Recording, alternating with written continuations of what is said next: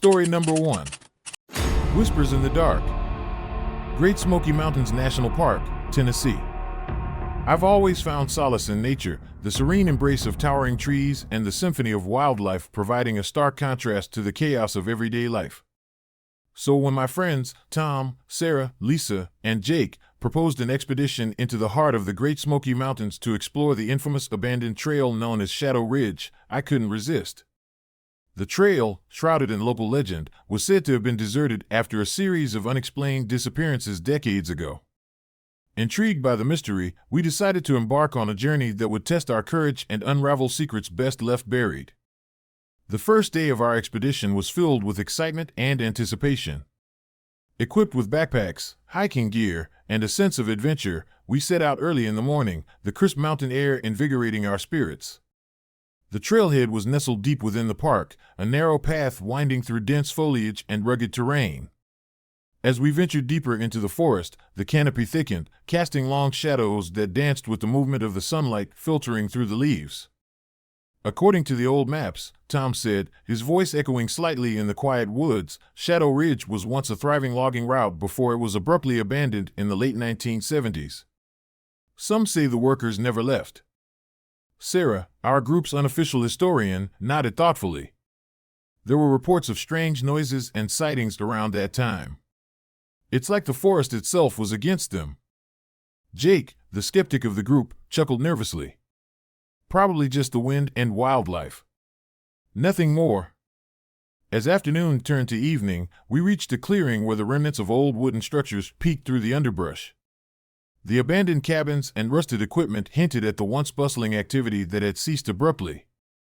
Setting up camp, we gathered around a crackling fire, the flames casting flickering shadows on our faces. Nightfall brought with it an unsettling stillness. The forest, alive with nocturnal creatures, seemed to hold its breath. As we settled into our tents, the temperature dropped, the chill of the night seeping into our bones. Despite the comfort of our campfire, an uneasy feeling lingered, as if unseen eyes were watching our every move. Around midnight, Sarah was the first to wake, her eyes wide with fear.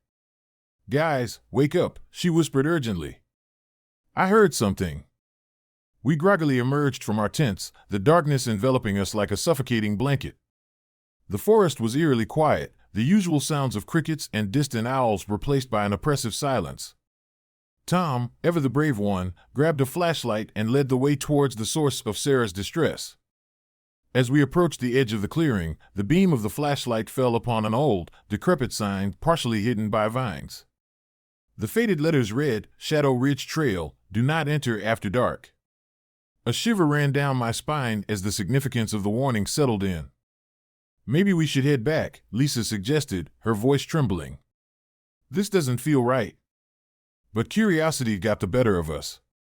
"We're already too far in," Tom insisted. "Let's just check it out." Reluctantly, we continued along the trail, the flashlight beams cutting through the darkness. The forest seemed to grow denser, the trees towering overhead, their branches intertwining to form a natural barrier. The whispers of the night, rustling leaves, distant animal calls, grew louder, each sound amplified in the stillness. Suddenly, Sarah stopped, her flashlight flickering as a cold gust of wind swept through the trail. "Do you hear that?" she asked, her voice barely above a whisper. A faint, repetitive whispering echoed through the trees, the words indistinct but undeniably familiar. "Megan. Megan." I felt my heart race as the realization dawned on me, someone was calling my name. "What did you say?" I asked, my voice quivering. "Megan. Megan. Please help us," Sarah replied, her eyes scanning the darkness for any sign of movement. Panic set in as we realized we were not alone. The whispers grew louder, more urgent, surrounding us from all directions. Shadows danced at the edge of our vision, and the feeling of being watched intensified. Jake tried to rationalize it. Probably just our minds playing tricks on us. "Let's keep moving." But the whispers persisted, their plea growing more desperate. "Megan, don't leave us." Suddenly, a loud crash echoed through the forest, followed by a blood-curdling scream. We froze, the adrenaline coursing through our veins making it hard to think clearly. The scream seemed to come from deeper within the woods, pulling us towards its source. "Stay together," Tom ordered, his voice steady despite the fear etched on his face. "We need to find out what's happening." We cautiously moved towards the sound, the flashlight beams trembling in our hands. The forest seemed to close in around us, the darkness pressing down with an almost physical weight. As we navigated through the thick underbrush, the ground beneath us felt uneven, as if the forest was shifting to hinder our progress. Finally, we reached a small clearing where the remnants of an old campsite lay abandoned. A dilapidated tent, broken equipment, and scattered belongings told a story of sudden departure. In the center of the clearing stood a large, gnarled tree, its twisted branches reaching out like skeletal fingers. Beneath it, we found the source of the scream, a figure collapsed on the ground, surrounded by deep scratches and claw marks. "Help me," the figure gasped, struggling to stay conscious.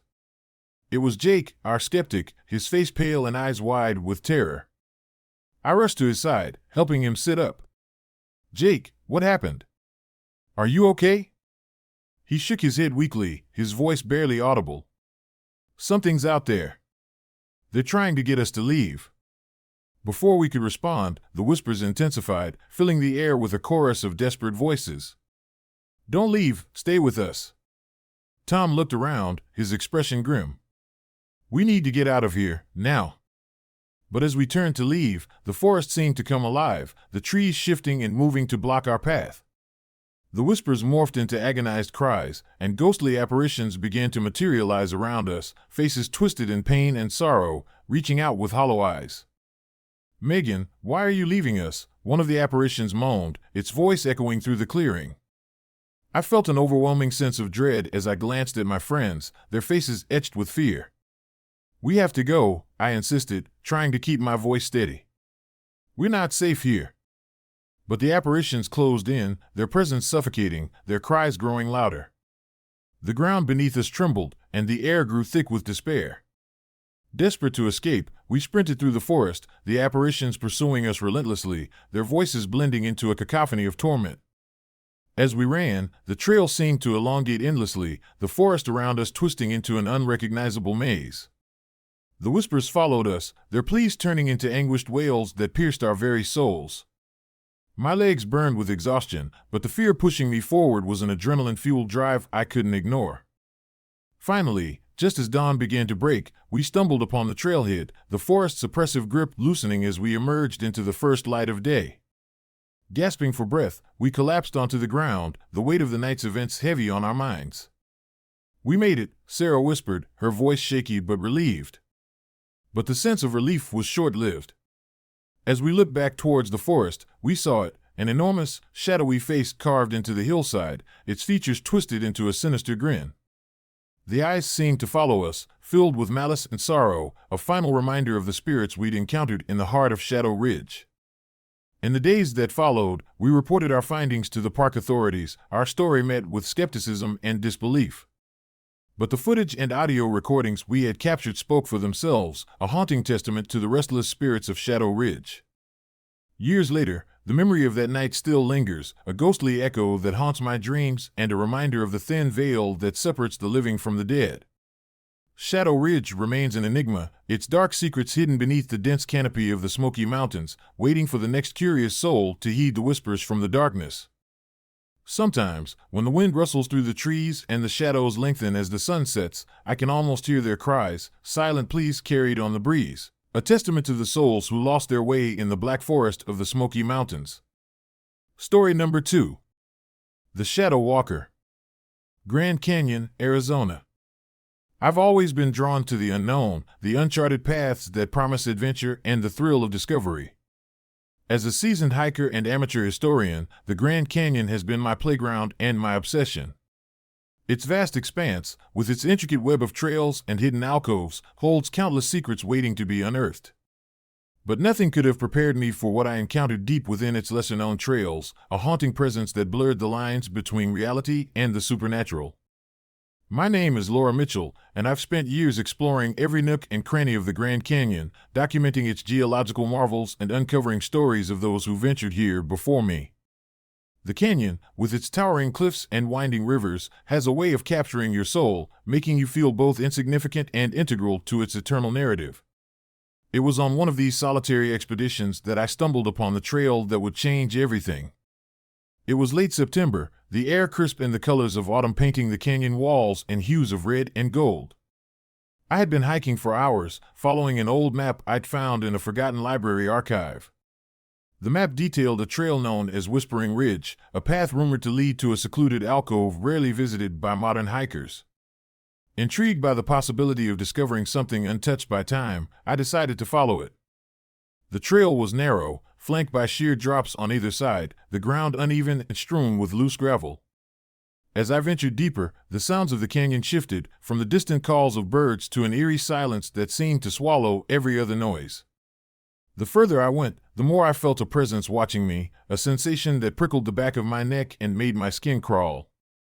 Around noon, I reached a clearing that offered a breathtaking view of the canyon below. The river snaked through the valley, its waters shimmering under the midday sun. It was here that I first saw the shadowy figure, walking along the edge of the canyon, far below where no trail existed.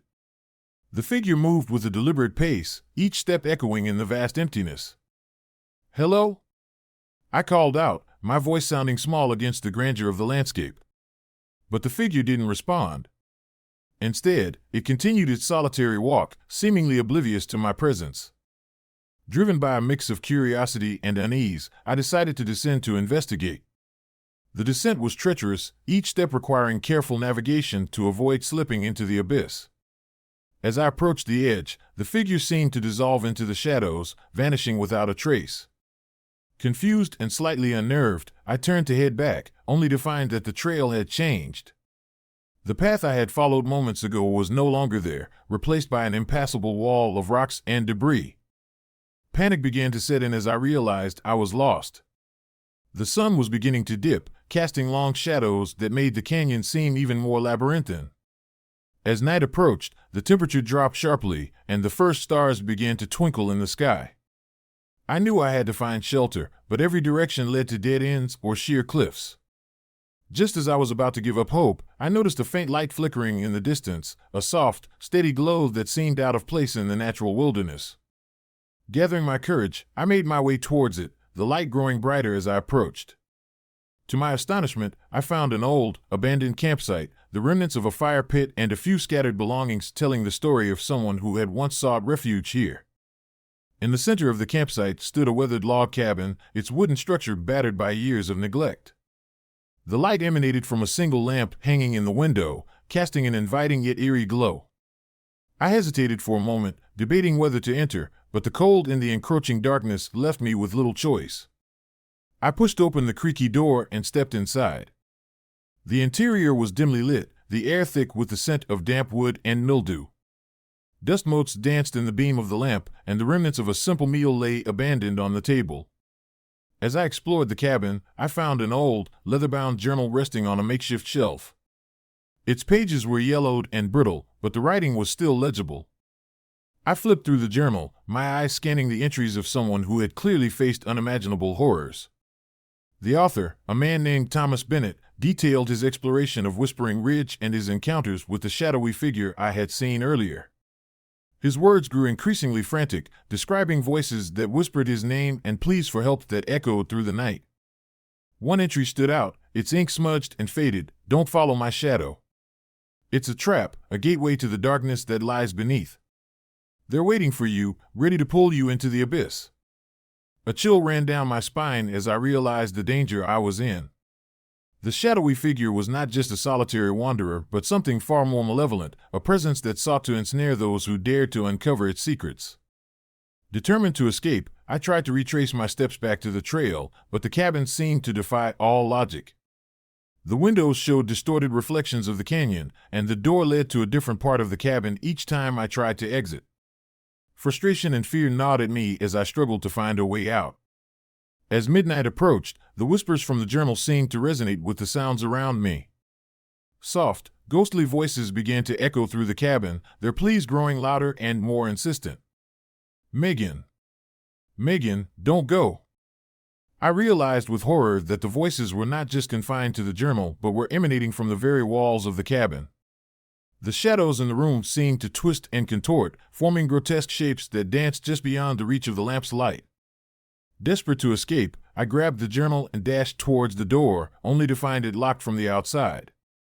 The whispers turned into anguished cries, and the shadows pressed in closer, their presence overwhelming. In a final act of desperation, I threw the journal against the wall, hoping to break free. The impact sent the journal flying across the room, and for a moment, everything went silent.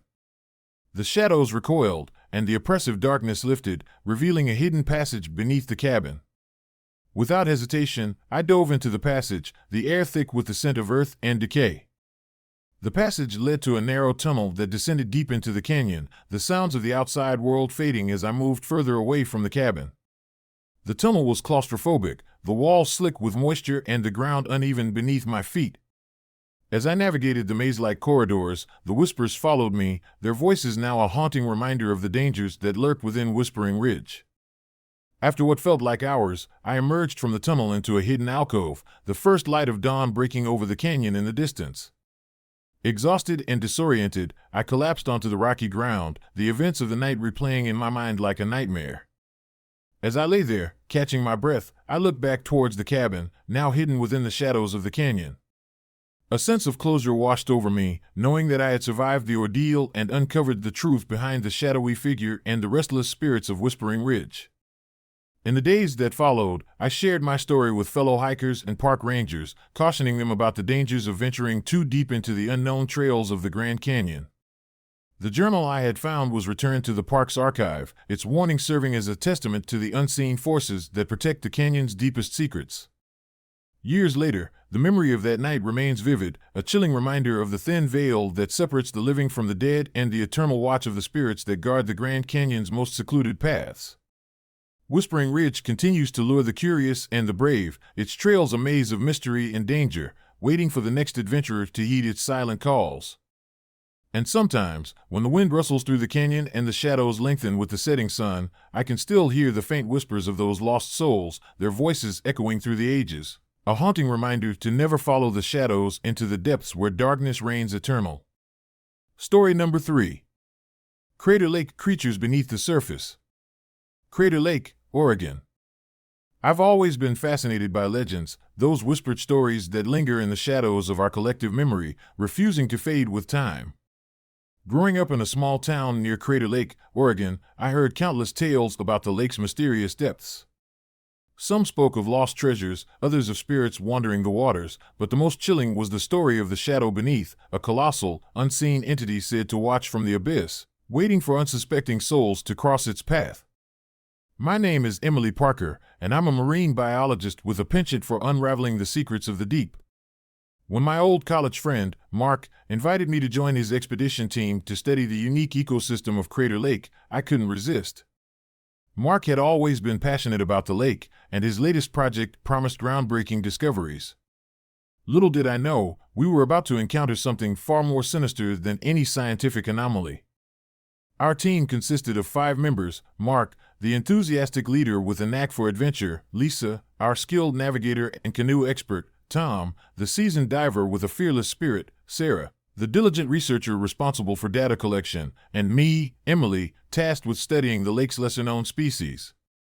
We set out on a crisp autumn morning, the sun casting a golden hue over the still waters of Crater Lake. The first few days were uneventful. We paddled our sturdy canoes along the serene shoreline, setting up camp on isolated coves and conducting our research with meticulous precision. The lake was a marvel of nature, its clear, deep waters teeming with life, and its surrounding cliffs standing as silent sentinels guarding ancient secrets. But as we ventured further into the heart of the lake, the atmosphere began to shift. It was on the 3rd evening that we noticed a change. The sky had turned an ominous shade of gray, and the wind carried a foreboding chill that made the hairs on my arms stand on end. As we sat around the campfire, sharing stories and preparing for the night, Mark brought up the legend of the shadow beneath. "You guys ever hear the story of the shadow beneath?" he asked, his voice low and serious. We exchanged glances, each of us recalling the tales we'd heard as children. "You mean the giant shadow that lurks in the depths?" Tom replied, a hint of skepticism in his tone. Mark nodded. "Yeah. They say it's an ancient creature, a guardian of the lake's secrets. Some say it's a spirit, others believe it's a living entity. Whatever it is, it's been known to watch over those who dare to explore the deepest parts of Crater Lake. Lisa chuckled nervously. Sounds like something out of a horror movie. Maybe, Mark conceded, but legends often have a kernel of truth. We're venturing into uncharted territory. Who knows what we might encounter? I felt a shiver run down my spine, but dismissed it as mere imagination. We were scientists, after all, rational thinkers driven by curiosity and the pursuit of knowledge. Yet, as night fell and the shadows lengthened around our campsite, an uneasy tension settled over the group. The next morning, we set out early to explore a newly discovered underwater cave system, a potential goldmine for our research. Equipped with diving gear and underwater cameras, we descended into the cool, dark waters, the beam of my flashlight cutting through the inky blackness. The cave was stunning. Stalactites and stalagmites adorned the walls, and the water was surprisingly clear, allowing us to see every detail of the submerged landscape. As we ventured deeper, the cave opened up into a vast chamber, its ceiling lost in the darkness above. It was here that we encountered something unexpected. In the center of the chamber lay a strange, metallic structure, unlike anything we'd seen before. Intrigued, we approached it cautiously, documenting our findings and taking samples for further analysis. But then, something shifted. The water around us grew unnaturally still, the silence pressing in on us from all sides. The temperature dropped suddenly, and the beam of my flashlight flickered, struggling to pierce the darkness. My heart raced as I sensed a presence watching us from the depths, a feeling of being observed by something immense and malevolent. "Did you guys feel that?" Lisa whispered, her voice barely audible. Before anyone could respond, a deafening silence enveloped the chamber, broken only by the faint sound of our own breathing. The water seemed to ripple with an unseen force, and a shadowy figure began to materialize in the center of the chamber. It was enormous, a black mass that distorted and twisted, its form shifting like smoke caught in a relentless current. "Is this real?" Sarah asked, her voice trembling with a mix of fear and awe. Mark stepped forward, his protective instinct kicking in. "Stay calm. Let's observe and document. We need to understand what we're dealing with." But as he spoke, the shadow began to move, the water around it swirling with an otherworldly energy. Suddenly, without warning, the shadow lunged towards us, its immense presence pressing down on the confined space. Panic erupted within the group as the creature reached out with tendrils of darkness, pulling at the edges of our canoes. "Get back! Now!" Tom shouted, trying to steer us away from the threat. In the chaos, my canoe was caught in the shadow's grasp, and I felt an icy hand seize my arm, pulling me toward the abyss. The world around me blurred as I struggled against the invisible force, my screams muffled by the surrounding darkness. Desperate to free myself, I kicked and thrashed, but the shadow held me fast, dragging me deeper into its nightmarish realm. Just as I felt myself slipping beneath the surface, a sudden surge of energy expelled me from the shadow's grip. I gasped for air, my heart pounding as I broke through to the surface, gasping and disoriented. Behind me, the shadow receded, its presence fading back into the depths, leaving only ripples and a lingering sense of dread. Mark and the others rushed to my side, concern etched on their faces. "Emily, are you okay?" Lisa asked, her voice filled with worry. I nodded shakily, trying to steady my breathing. "Yeah, but that thing, it was like nothing I've ever seen before."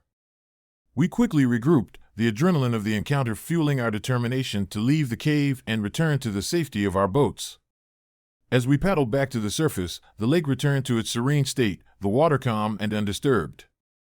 But the memory of the shadow beneath lingered, a haunting reminder of the unknown forces that lay hidden in the depths of Crater Lake. The incident shook our team to the core, our scientific skepticism replaced by a newfound respect for the legends we'd once dismissed. We spent the rest of the expedition researching the history of Shadow Ridge and the tragic events that had led to the rig's abandonment.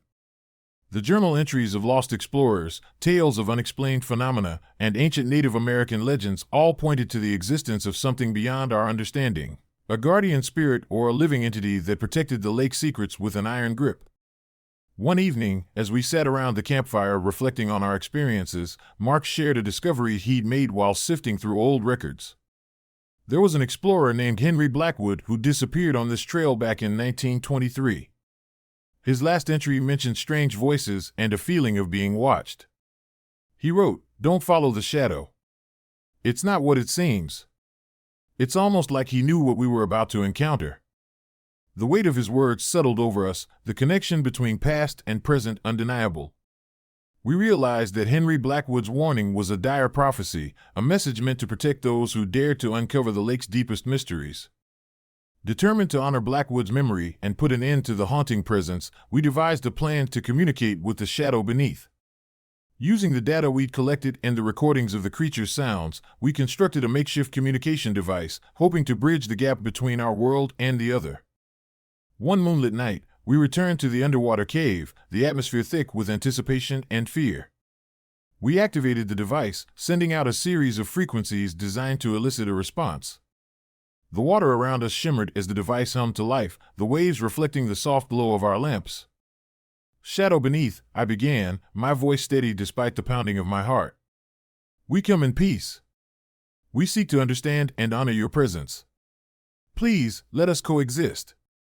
For a moment, nothing happened.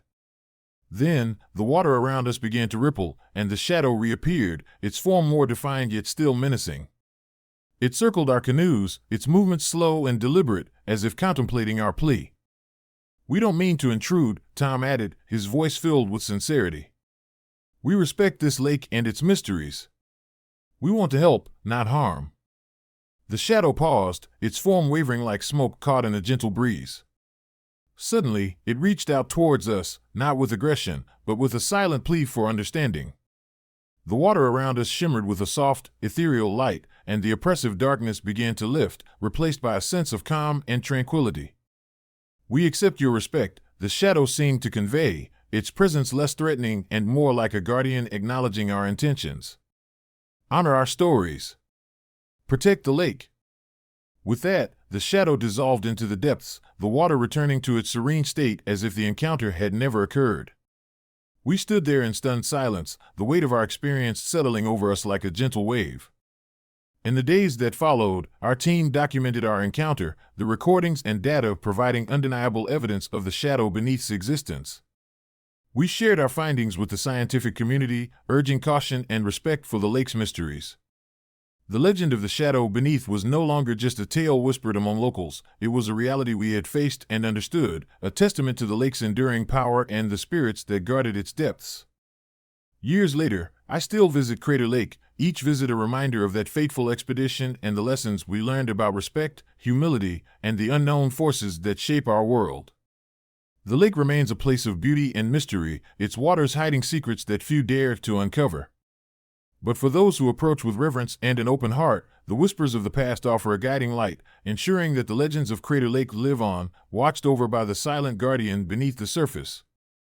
Sometimes, on quiet nights, when the moon casts a silver glow over the water, I can almost hear the faint echoes of the shadow beneath, a gentle reminder that some mysteries are meant to be respected, their stories etched into the very fabric of the natural world, waiting for those who seek to understand and honor their timeless presence. Story number 4. Whispers in the Mist. Everglades National Park, Florida. I've always been fascinated by the mysteries that nature holds, the secrets that lie hidden beneath layers of foliage and water. As a biology major at the University of Florida, participating in field research is a crucial part of my education. So when our professor, Dr. Reynolds, organized a night expedition into the heart of the Everglades to study nocturnal wildlife, I jumped at the chance. Little did I know, our journey would lead us into a realm where the line between reality and the supernatural blurred into an indistinguishable haze.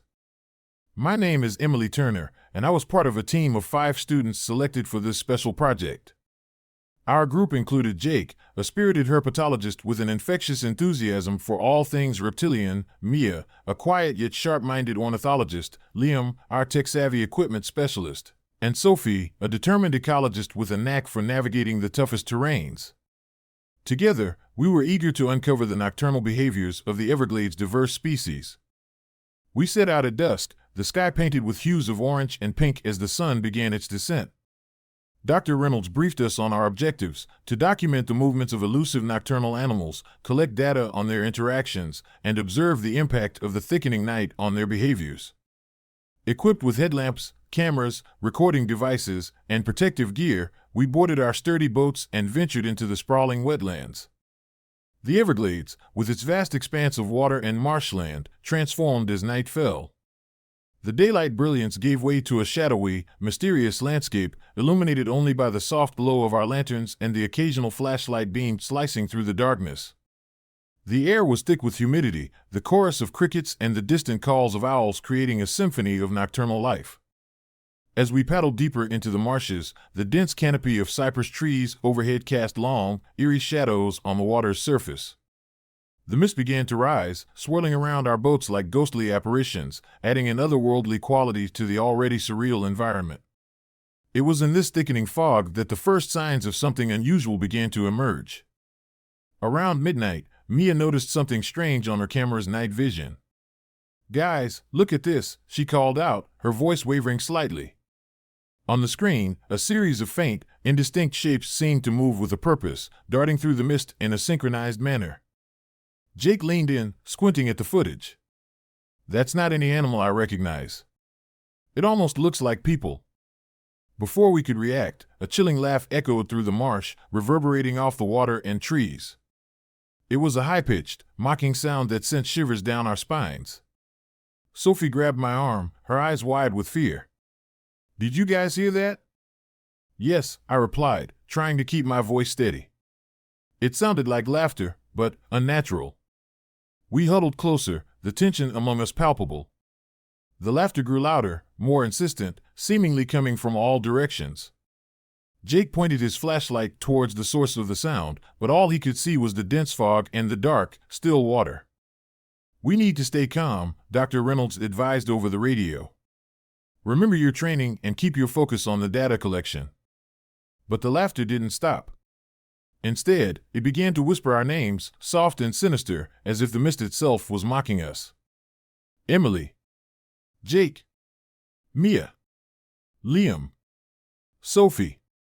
Panic set in as we realized the voices were addressing each of us individually, their tone shifting from playful to menacing.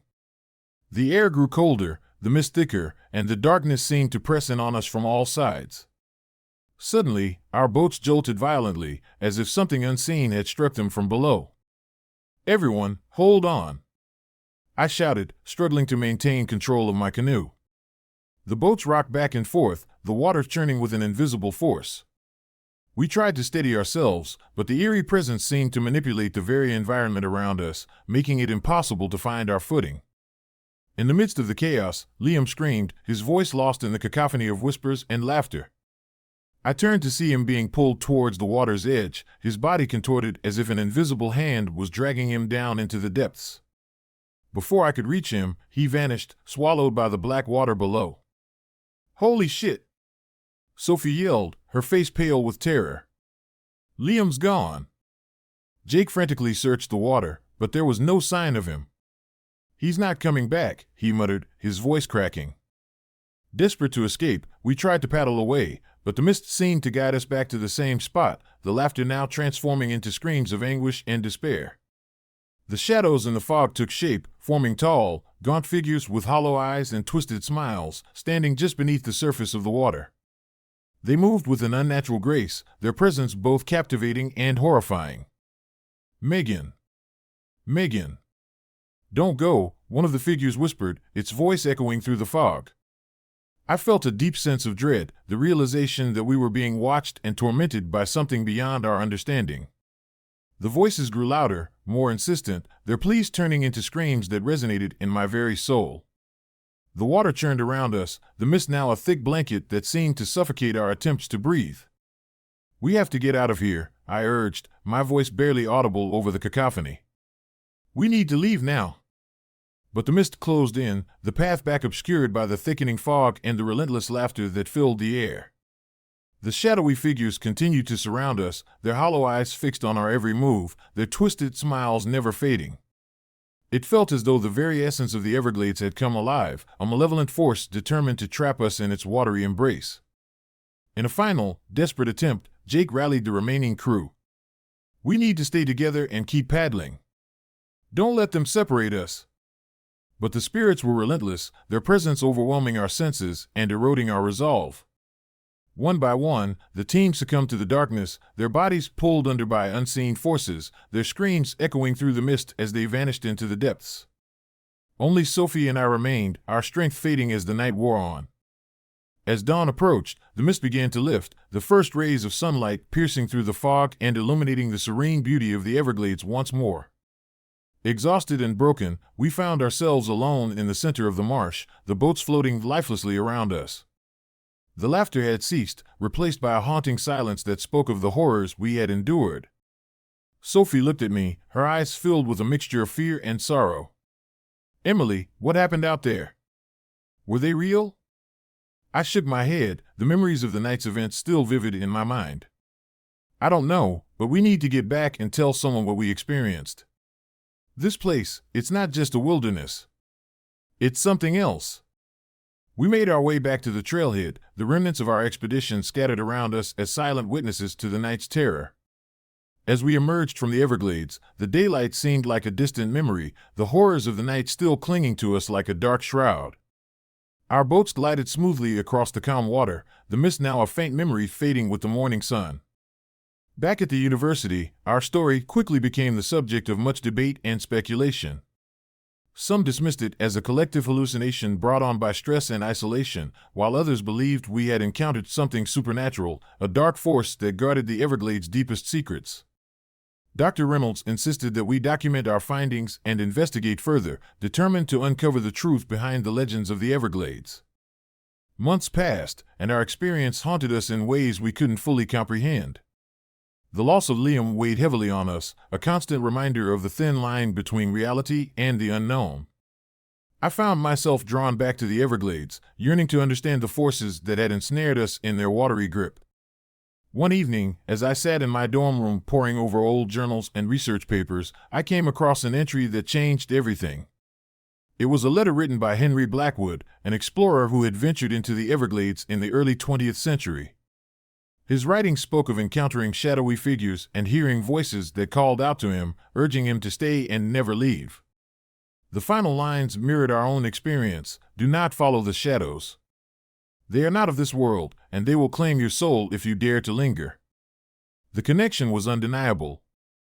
We were not the first to fall victim to the Everglades' dark whispers, the Shadow Ridge's malevolent presence that sought to trap those who dared to uncover its secrets.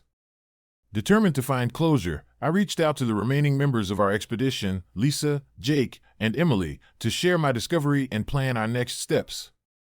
But life has a way of intervening. One by one, they all received messages, cryptic warnings urging them to stay away from the Everglades.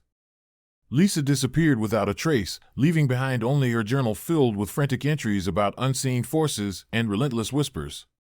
Jake was found wandering the streets of Miami, his mind shattered by the horrors he'd witnessed, muttering about shadowy figures and voices that followed him everywhere. Only Sophie and I remained, our bond forged in the crucible of our shared nightmare. We decided to embark on one final expedition, armed with the knowledge of our predecessors and the determination to put an end to the Everglades' dark legacy. We sought the guidance of local Native American tribes, learning about ancient rituals and the spiritual significance of the land we sought to protect. Under the light of a full moon, we returned to the heart of the Everglades, our equipment and rituals prepared to face the shadows that haunted the night. As we ventured deeper into the marsh, the familiar sense of being watched enveloped us, the whispers now a haunting lullaby that echoed through the night. We reached the center of Shadow Ridge, the place where the veil between worlds seemed thinnest. The air was thick with anticipation and fear as we began the ritual, chanting ancient words of protection and respect. The mist rose once more, swirling around us as the spirits of the past responded to our call. The laughter and whispers grew louder, the shadows coalescing into the same gaunt figures that had tormented us before. But this time, we stood our ground, our voices united in the plea for peace and understanding. The spirits hesitated, their hollow eyes meeting ours with a mixture of sorrow and longing. "Do not fear us," I called out, my voice strong despite the fear gripping my heart. "We honor your memories and seek to help you find peace. Let us coexist." For a moment, the world held its breath, the spirits swaying with the rhythm of our chant.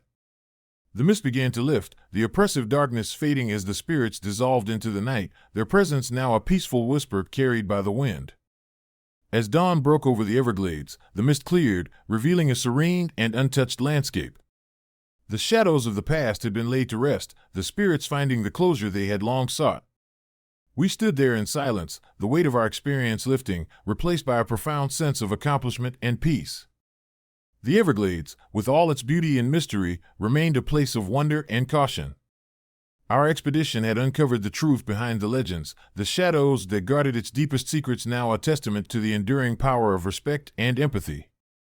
And as I watched the sun rise over the tranquil waters, I knew that some mysteries are best approached with reverence, honoring the past to protect the future. Years later, the story of our expedition became a part of the Everglades' rich tapestry of legends, a tale of courage and the triumph of understanding over fear. But sometimes, when the fog rolls in and the shadows lengthen with the setting sun, I can still hear the faint echoes of laughter and whispers, a gentle reminder of the night we faced the darkness and emerged stronger, forever changed by the secrets of the silent deep. Story number 5. Headless Shadows. Carlsbad Caverns, New Mexico. I've always been drawn to the unknown, the unexplored corners of our world that beckon with promises of discovery and adventure.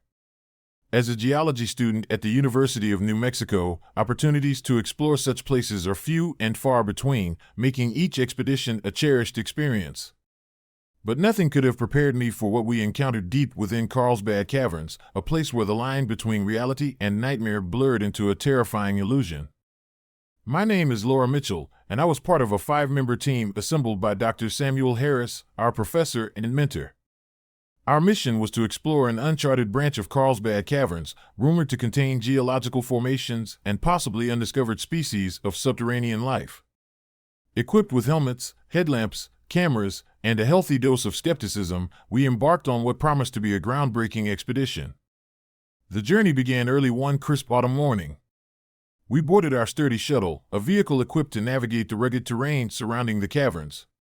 The sky was a clear blue, the sun casting long shadows across the landscape as we made our way to the cavern entrance. The air was thick with anticipation, each of us eager to uncover the secrets that lay hidden beneath the earth. As we approached the entrance, the vastness of Carlsbad Caverns became even more awe-inspiring. The main chamber, with its enormous stalagmites and stalactites, was a testament to nature's grandeur.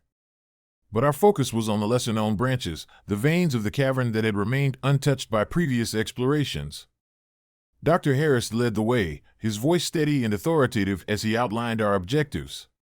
We're here to document the geological formations and search for any signs of new species. Stay close, keep your equipment ready, and be mindful of your surroundings. We ventured deeper into the cavern, the path narrowing as we descended into the earth. The air grew cooler, the silence broken only by the distant drip of water and the occasional echo of our footsteps. Our headlamps illuminated the intricate patterns on the walls, ribbons of minerals that shimmered in the dim light, creating a mesmerizing display of natural art. About halfway through our exploration, we stumbled upon an area that immediately piqued our interest. The walls were adorned with carvings, ancient symbols etched with remarkable precision. As we examined them more closely, we realized the figures depicted were human, but something was unnervingly wrong. Each person in the carvings was headless, their bodies frozen in various poses as if caught in a moment of perpetual motion. "Look at this," Mia, our biology expert, whispered, her eyes wide with both fascination and fear. "These aren't just any carvings. They're headless people dancing." Jake, our tech specialist, adjusted his camera to capture the intricate details. "This is incredible. We need to document this thoroughly. There might be some cultural or historical significance we're not aware of." As we continued our examination, the atmosphere shifted. The temperature dropped noticeably, and a thick fog began to seep through the cracks in the walls, swirling around our feet and enveloping us in an otherworldly mist. The sound of our own breathing seemed amplified, each inhale and exhale resonating in the cavernous space. "Do you guys hear that?" Tom, our geology expert, asked, his voice barely above a whisper. We strained our ears, trying to discern the source of the noise. At first, it was indistinct, a faint rustling that could easily be attributed to the movement of the fog.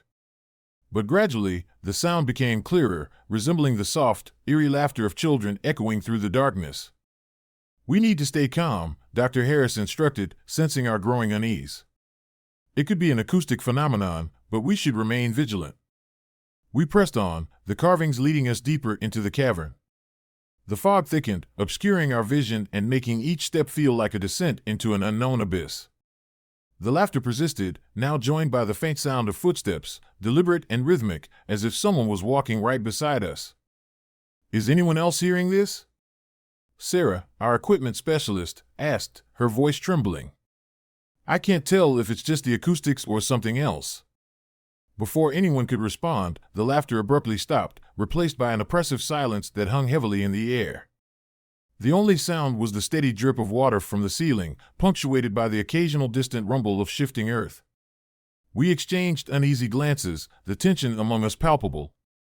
Suddenly, the beam of my headlamp flickered, casting erratic shadows that danced across the walls.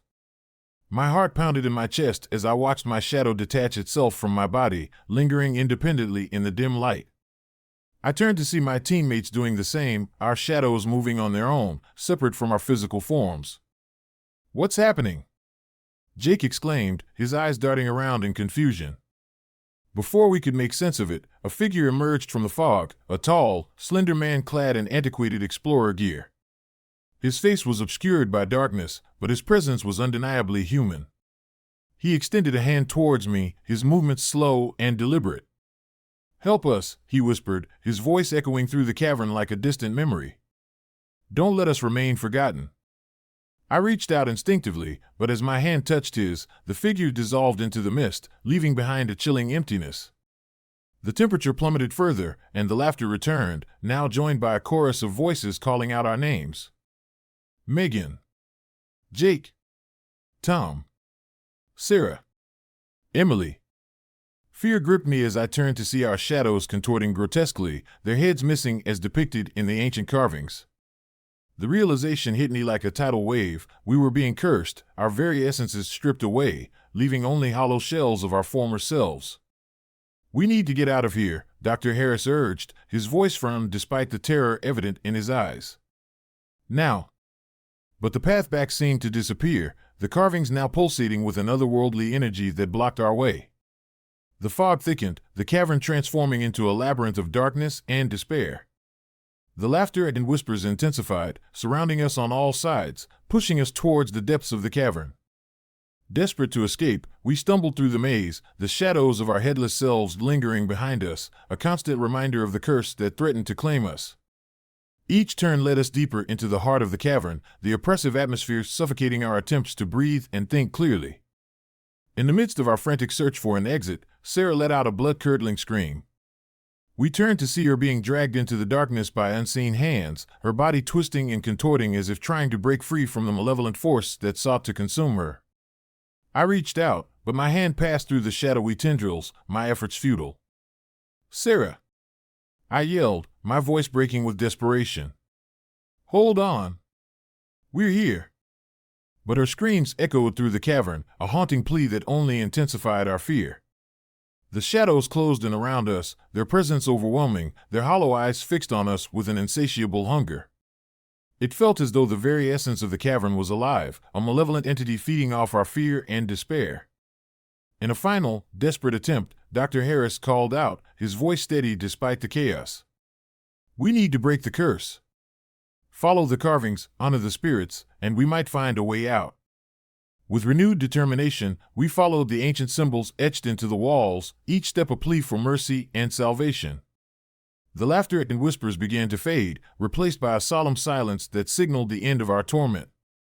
As we reached the center of the cavern, a soft, ethereal light emanated from the carvings, illuminating the path forward. Thank you, the spirits seemed to whisper, their voices now gentle and filled with gratitude. We can finally rest. The light enveloped us, the shadows dissipating as the oppressive energy lifted. The fog cleared, revealing the exit path that had once been obscured by darkness. Exhausted and broken, we made our way back to the surface, the weight of our experience settling over us like a heavy shroud. As we emerged from the depths of Carlsbad Caverns, the first light of dawn broke over the horizon, casting a warm glow on the serene landscape. The haunting laughter and whispers were nothing but a distant memory, a testament to the dark secrets that lay hidden within the earth. We stood there in silence, the beauty of the morning a stark contrast to the horrors we had endured. In the days that followed, our story spread like wildfire, the legend of the Headless Shadows becoming a cautionary tale for future explorers. The uncharted branch of Carlsbad Caverns remained untouched, its secrets guarded by the spirits we had encountered, their legacy a reminder of the thin line between curiosity and obsession. Years later, the memory of that night still lingers, a haunting reminder of the dangers that lie hidden in the heart of the earth. The carvings of headless figures dancing in the dark now serve as a symbol of respect and remembrance, ensuring that the spirits of Carlsbad Caverns are never forgotten. Sometimes, when I find myself gazing into the depths of my research, I can almost hear the faint echoes of laughter and whispers, a gentle reminder that some mysteries are best left unexplored, their stories etched into the very fabric of the earth, waiting for those who dare to uncover the shadows that dance in the darkness.